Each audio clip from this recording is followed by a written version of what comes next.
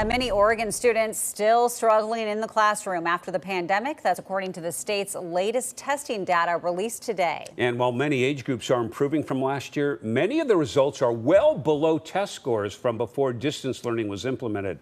With the report card on all this, here's Brandon Thompson. What is this showing us, Brandon? Well, really, that middle school students are struggling the most. The clear trend that I found in this, things are faring better in Portland schools, but these are the statewide results that give a pretty good idea of the situation. The younger students doing fairly well. The middle school students is where the struggles are coming. And while there were improvements from last year to this year, you take a look at those pre-pandemic numbers, and students have a long way to go. One full year without masks and without distance, and there are still improvements for Oregon students. This past spring, 2023, saw an improvement in participation as well as achievement stabilizing. Looking at the results for math, you can see improvements from last year for all grades but 8th grade. Now, when you look at it compared to before the pandemic, and it is far worse, a double-digit percentage drop for middle school age students. Now, when you look at the results for English, the gains from the previous year are not nearly as big. And again, middle school students regressing in their test scores compared to pre-pandemic, and far fewer students are proficient in reading and writing.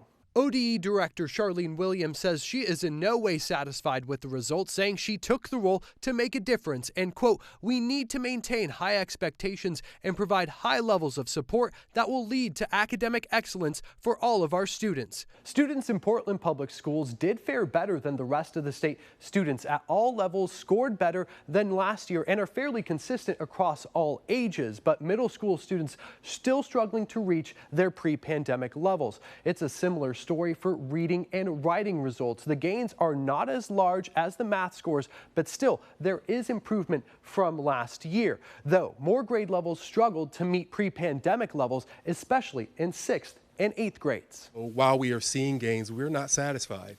I personally won't be satisfied until the bar is at 100% for all of our students, because that's what we're about as educators. Adam says PPS is taking a look at the schools that fared better than others, like Sitton Elementary. We have been so privileged to be adequately staffed. Principal Becky Berry says specifically staffing of tutors and specialists for socio-emotional learning have helped their students bounce back after the pandemic. Supporting learning how to engage with peers, how to understand and support social interactions and engage and be part of a learning community.